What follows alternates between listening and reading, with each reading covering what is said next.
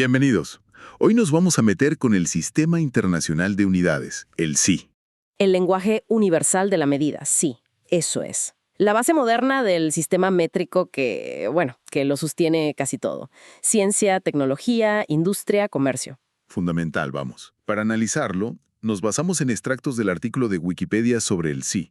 Queremos entender bien qué es, por qué es tan crucial y cómo se organiza. Sobre todo con esos cambios recientes, ¿no? Las constantes. Exacto. Empezando por las unidades básicas y cómo esas constantes lo definen todo ahora. Vale, pues, vamos a desgranar esto. Adelante. Para empezar, a ver, ¿qué es exactamente el SI? Dicho rápido. Pues básicamente es el sistema de medidas que se usa en, prácticamente todo el mundo. Lo coordina la Oficina Internacional de Pesos y Medidas, el BPM. Y tiene como un núcleo duro, ¿no? Las unidades base. Sí, son 7. El segundo para el tiempo, el metro para la longitud, El kilogramo para la masa, el amperio para la corriente eléctrica. el Kelvin para la temperatura, el mol para la cantidad de sustancia y la candela para la intensidad luminosa. Son, digamos, los ladrillos con los que se construye todo lo demás. Vale, pero aquí viene lo interesante, ¿no? La redefinición de 2019. Eso sí que fue un cambio gordo. Totalmente. Fue, un antes y un después. Un cambio de paradigma de verdad. ¿Puedes explicarnos un poco qué pasó? Porque suena a más que un ajuste técnico. Claro.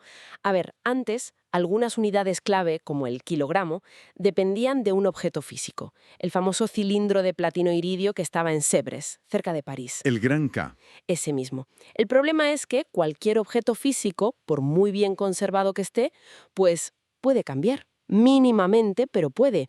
O dañarse, o perder masa, o ganarla. Ya. No es ideal para algo que tiene que ser una referencia mundial. Exacto. La redefinición de 2019 lo que hizo fue cortar esa dependencia de artefactos. Ahora todo el sí se define fijando el valor numérico exacto de 7 constantes fundamentales de la naturaleza. 7 constantes. ¿Y cuáles son? Imagino que no son unas cualquiera. No, claro. Son pilares de la física moderna. A ver, está la velocidad de la luz en el vacío, c, ¿La de Einstein? esa. Luego, la frecuencia de transición hiperfina del cesio 133, delta VCS, que es la base del segundo, nuestro reloj atómico de referencia. Vale. La constante de Planck, H, que es el corazón de la física cuántica y ahora define el kilogramo. Ah, ahí está el cambio del kilo. Exacto. Luego, la carga elemental, E, para el amperio, la constante de Boltzmann, K, que relaciona energía y temperatura a nivel micro, para el Kelvin, la constante de Avogadro, Na, para el mol, conectando el mundo macro y el micro, Entendido. y la eficacia luminosa, KCD, para la candela. Son 7 valores fijos inmutables por definición. Y lo bueno de esto es que, Pues que es mucho más estable y preciso. Ya no dependes de que un objeto físico se conserve perfectamente. La definición se basa en leyes de la naturaleza. claro, La precisión ahora depende de nuestra capacidad tecnológica para hacer las mediciones basadas en esas constantes. Y esa tecnología mejora constantemente. Así que la definición no envejece, solo mejora nuestra forma de usarla. fijar la constante de Planck, H, para el kilogramo, lo conecta directamente al mundo cuántico, ¿no? Una base más sólida, imposible casi. Justo eso. Es una base mucho más fundamental. Vale, tenemos las unidades base y las constantes. Pero claro, medimos muchas más cosas. Velocidad, fuerza, energía. ¿Cómo salen esas unidades? Ahí es donde entran las unidades derivadas. Se crean combinando las unidades base, multiplicando, dividiendo. Como la velocidad, que es espacio entre tiempo. Exacto. Longitud dividida por tiempo. Así que su unidad SI es el metro por segundo, ms. Hay 22 de estas unidades derivadas que son tan comunes que tienen nombre propio.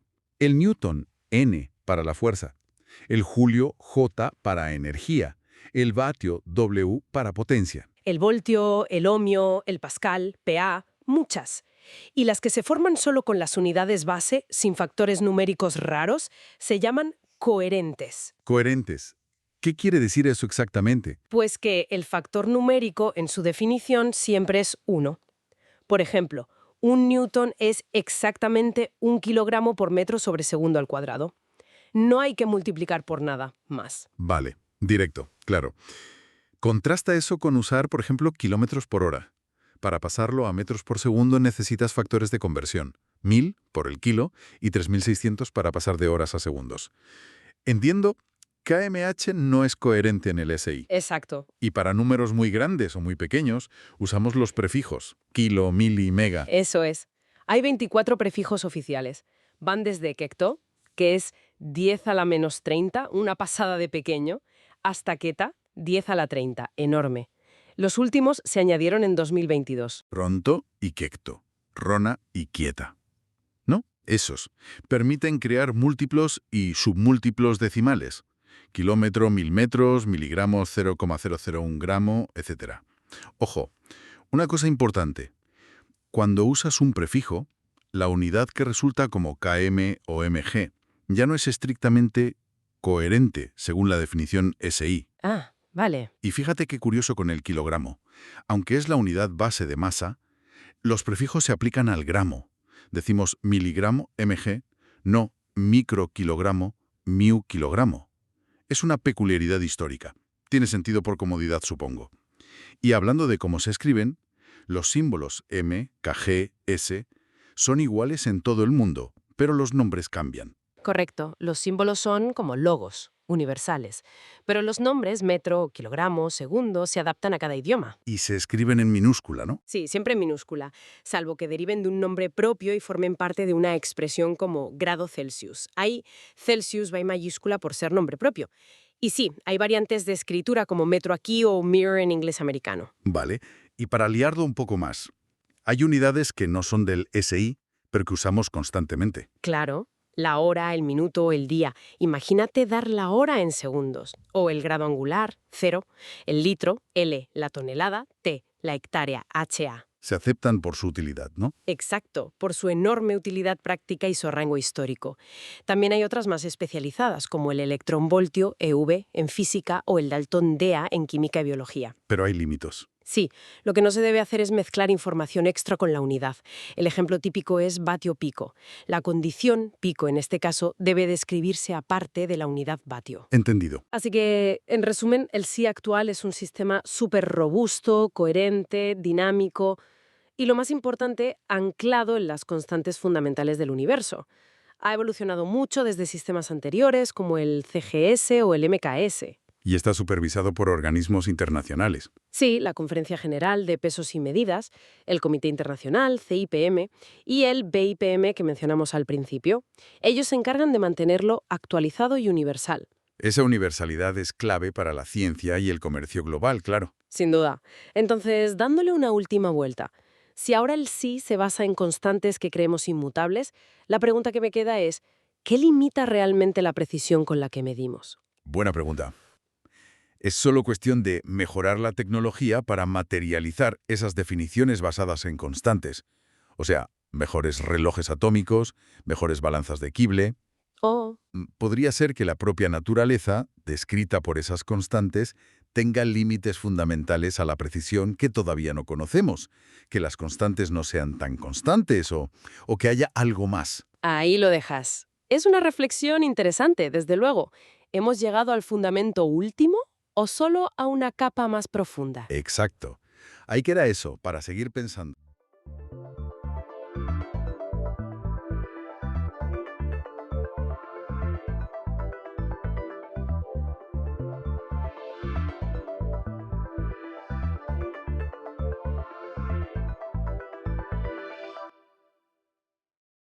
Hoy nos adentramos en una figura centralísima del hinduismo, Shiva. Vamos a explorar un poco su figura, basándonos en fuentes enciclopédicas. Efectivamente. Queremos entender por qué es tan complejo, ¿no? Tan multifacético. Sí. Y es que, a ver, lo interesante es que se le llama el destructor dentro de la Trimurti hindú, Eso es, junto a Brahma y Vishnu. pero al mismo tiempo se le venera como Shiva, que significa el auspicioso, el benefactor. Exacto. Y también es un yogui, un asceta total y a la vez un cabeza de familia. Una paradoja constante, vamos. Totalmente. De hecho, en el Shaivismo, que es la tradición que lo venera como principal, es el ser supremo, o sea, lo es todo, creador, protector y transformador. Y en esa Trimurti su papel es ese, ¿no? La transformación. la destrucción necesaria para crear de nuevo. Justo, por eso tiene nombres que parecen contradictorios. Mahadeva, el gran dios. Sí, Pero también Rudra, que conecta con lo terrible, con lo antiguo, lo védico. Y Shankara, el que trae el bien, la felicidad. es que el propio nombre, Shiva, como decías, significa auspicioso, benigno, amable. Parece que esa capacidad de unir opuestos está en su raíz. Pues sí, Y esta complejidad viene de mezclar distintas tradiciones, quizás. pues todo apunta a eso. Shiva, como lo entendemos hoy, parece ser una fusión de dioses y cultos más antiguos, védicos y no védicos. Ajá, La conexión más evidente es con Rudra, el dios védico de la tormenta, del viento. Comparten nombres y rasgos. Ya en el Rig Veda, fíjate que antiguo, se habla de las dos naturalezas de Rudra, una salvaje y otra benévola, a la que llaman Ashiva, anda, auspiciosa. eso es. A veces se menciona también lo del sello de Pashupati, del Valle del Indo, como un proto-Shiva. Sí, he oído hablar de eso. Pero bueno, hay que decir que eso es una interpretación, ¿eh? Bastante debatida. Muy especulativa, realmente. Entendido. Y su figura fue ganando peso con el tiempo, ¿no? En textos posteriores. Claro. Y en algunos Upanishads, como el Shvetashvatara, ya se le presenta como el creador del cosmos, el liberador de las almas. Ahí ya es una deidad suprema. Vale. Y si es tan complejo en su esencia, su imagen, su iconografía, tiene que reflejarlo. Sin duda. Es riquísima. Piensa en lo más característico, el tercer ojo. En la frente, sí. Kuruti. Que no es un adorno, ¿eh? Simboliza la sabiduría trascendente, pero ojo, también un poder destructor brutal. Dicen que con él quemó a Kama, al deseo. Madre mía. Luego, la luna creciente en el pelo. Por eso le llaman Chandrasekhara. El Ganges, el río sagrado, que nace de su cabellera, Gangadhara. Imágenes potentísimas. Totalmente. Y su arma principal, el tridente, el Trishula. ¿Qué simboliza? Pues puede ser muchas cosas, pero a menudo se asocia a las tres funciones cósmicas: creación, mantenimiento y destrucción. O los tres gunas, las cualidades de la realidad. Interesante. O el tamborcito este con forma de reloj de arena, el Damaru, ¿Ah, sí? que marca el ritmo de la creación, el sonido original. Y muy a menudo va cubierto de cenizas, ¿verdad? Invisibuti. Exacto. Un recordatorio de que todo lo material es impermanente. Y su montura, el toro Nandi, símbolo de fuerza, de Dharma. Has mencionado antes su papel creador, transformador. ¿Cómo encaja ahí el lingam? Esa forma abstracta que es central en su culto y que, bueno, a veces se entiende regular. Es un punto crucial, sí, y a menudo malinterpretado fuera de su contexto. A ver, las fuentes lo describen como un signo, eso significa lingam, un emblema de la energía divina, pero abstracta, regenerativa, algo que va más allá de la forma, del género. O sea, no es simplemente... No es simplemente un símbolo fálico, aunque esa asociación exista popularmente. Muchos textos y tradiciones insisten en que Shiva mismo es alinga, sin signo, trascendente. Su origen simbólico podría estar incluso en los postes sacrificiales védicos, el yupa stamba. Es más un símbolo de potencialidad pura, del principio creativo universal. Queda mucho más claro así. Y esa abstracción convive con formas muy concretas. Y de nuevo, duales. Exacto. Siempre esa tensión. Tiene formas terribles, como Bhairava, ligado a la aniquilación, o Kala, el tiempo que lo devora todo. Uf. Pero a la vez es Shankara, el que da felicidad. Y la otra gran dualidad, el gran yogi, el Mahayogi, meditando en los Himalayas. El asceta total. Ujú. Y al mismo tiempo el esposo de Parvati, el padre de Ganesha y Kartikeya. No es esto o lo otro, es ambas cosas. Como se ve en Nataraja, el señor de la danza, ¿no? Esa danza cósmica que es creación y destrucción a la vez. Precisamente. O en Ardhanarisvara, esa imagen increíble, mitad Shiva, mitad Parvati. La unión de lo masculino y femenino. Impresionante. Esas formas lo visualizan perfectamente. Y por eso es tan central. En el shaivismo es el dios supremo, claro. En el shaktismo, donde la diosa es lo principal, él es su consorte esencial. ¿Y en otras corrientes? Pues incluso en el vaishnavismo, centrado en Vishnu, se la respeta mucho, se le ve como complementario. Y en la tradición smarta es una de las 5 deidades principales, adoradas por igual. Vaya. Y su influencia llegó lejos, ¿eh? A Indonesia como Bataraguru, a Asia Central, y aparece en textos budistas como Mahakala y hasta en textos sikhs. Entonces, para ir resumiendo un poco lo que hemos visto a partir de las fuentes, Shiva es una figura de una complejidad y una riqueza enormes. Inmensa. Encarna paradojas que son clave para entender la cosmovisión hindú, la destrucción que permite crear, el ascetismo más riguroso junto a la vida familiar, lo terrible y lo auspicioso conviviendo. Exacto. Y quizás, como reflexión final, esta capacidad tan única de Shiva para integrar tantísimas facetas, tantos opuestos, Sí, ¿podría ser algo más que un simple reflejo de lo complejo que es el universo?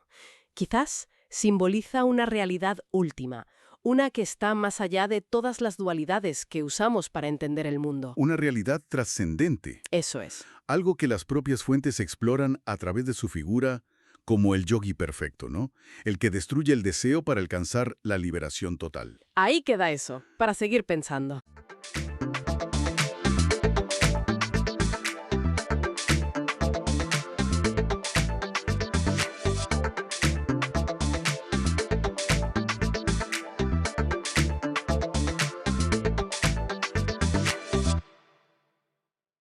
Bienvenidas y bienvenidos a esta exploración. Hoy nos vamos a sumergir en el mundo de los icebergs, usando información de Wikipedia como guía. Queremos descubrir qué hay detrás de estos gigantes de hielo más allá de, bueno, de lo que se ve a simple vista. Seguro que hemos oído 1000 veces eso de la punta del iceberg, ¿verdad? Claro, Pues resulta que es literal. Solo vemos como una décima parte de su masa total. exacto. El resto, una mole inmensa, está oculta bajo el agua. Cuesta imaginarlo, ¿eh? Pensemos que el más grande que se ha visto era, bueno, más grande que Bélgica. Esa escala oculta es tremenda. Totalmente. Técnicamente, para que nos entendamos, un iceberg es un pedazo de hielo de agua dulce de más de 15 metros que se soltó de un glaciar o una plataforma y ahora flota. Y esa parte sumergida, casi el 90%, se explica por la física básica, por Arquímedes, vamos. Ah, claro. El hielo puro es menos denso, unos 920 kilos por metro cúbico, que el agua de mar, que son unos 1025. Por eso flota así, con casi todo debajo. Entiendo. Incluso los trozos más pequeños tienen su nombre. Los Bergy Beds, que son como bloques medianos, y los Growlers, que son los más chiquititos, de menos de 1 metro. Y lo que vemos no es siempre igual, ¿no? Decías que cambian mucho. Sí, sí. Los que se desprenden, por ejemplo, de Groenlandia, suelen ser muy irregulares, como montañas de hielo. Caóticos, quizá. Eso. Mientras que las plataformas de la Antártida a menudo sueltan esos icebergs tabulares, enormes y planos por arriba. Una pasada. Como el B-15, ¿verdad? Que se soltó en el año 2000. Leí que medía casi 300 por 40 kilómetros al principio. Una locura. Una barbaridad, sí. Y el más alto que se conoce en el Atlántico Norte llegó a los 168 metros sobre el mar. 168 metros, como un edificio de, no sé, 55 pisos. Más o menos, sí. Y ahí está parte del peligro, claro. En la altura. No solo, sino en que la forma que tiene bajo el agua es muy difícil de saber mirando solo lo que sobresale. Claro. Es muy complicado para la navegación. No te puedes fiar de lo que ves para estimar lo que no ves. Y encima ni siquiera son siempre blancos. ¿Qué es lo que una se imagina? Pues no. La nieve de la superficie les da ese color blanco, pero pueden ser verdes, azules, negros, a rayas. A rayas. ¿Cómo? Sí, por los sedimentos que han quedado atrapados o por capas de hielo con más o menos burbujas de aire, a veces incluso multicolores. Depende del agua de mar que se congeló, las algas atrapadas, Son como cápsulas del tiempo geológico, entonces. algo así. Sí, Y hablando de burbujas, el aire atrapado, entiendo que cuando se derriten, ese aire se libera y hace ruido. exacto. Produce un sonido muy característico, como efervescente. Un siseo, un burbujeo. Hay quien lo llama Bergiselser. Bergy Saltzer. Qué curioso. Sí, imagina ese sonido en medio del silencio del océano. Es otro de sus secretos. ¡Qué maravilla! Belleza, colores, sonidos, pero todo esto esconde también un peligro, ¿no? ¿Parecen tan sólidos? Sí, pero es una ilusión. Son muy inestables. ¿Así? Mucho. A medida que se derriten o se rompen, su centro de gravedad va cambiando y pueden volcar de repente, sin avisar. Vaya. Y esos vuelcos pueden ser tremendamente violentos. Si ocurren cerca del glaciar del que se desprendieron, pueden generar hasta terremotos glaciales. Son monumentales, sí, pero frágiles. Y ese peligro tuvo consecuencias terribles, claro. El Titanic. Efectivamente.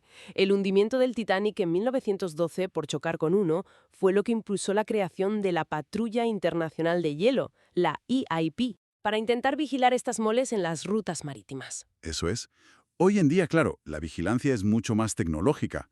Se usan radares, aviones y sobre todo satélites, como el radar SAT de Canadá o el Sentinel-1 de la Agencia Espacial Europea. Incluso hay un centro en Estados Unidos, el National Ice Center, que monitoriza y cataloga los icebergs antárticos más grandes. Les ponen nombre y todo, según de qué cuadrante vengan. Intentando controlar lo incontrolable, parece. Un poco sí.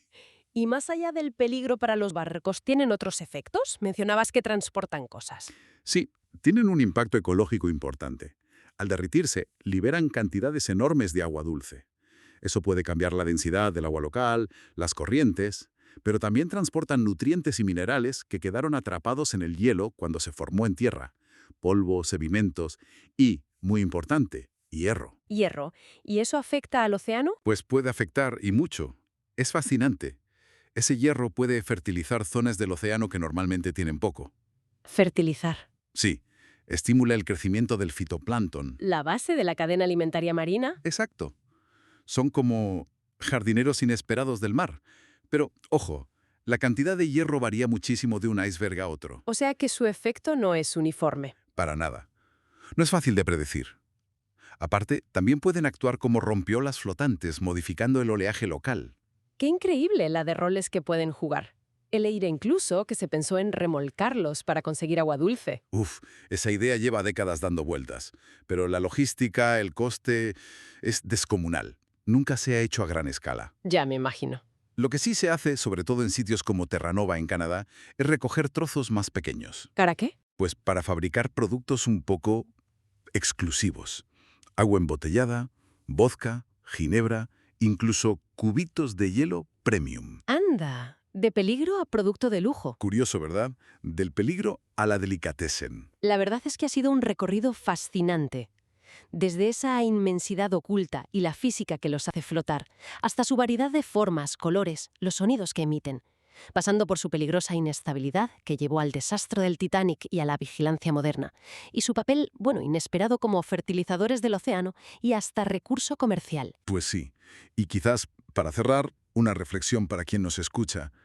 Ahora sabemos que el cambio climático está acelerando el deshielo, soltando más icebergs, ¿verdad? Sí. Y que estos llevan nutrientes pero de forma muy variable. Entonces, ¿cómo podrían estos mensajeros del frío, cada vez más numerosos, estar redibujando las redes de vida en los océanos polares y quizás más allá, de maneras que apenas empezamos a entender?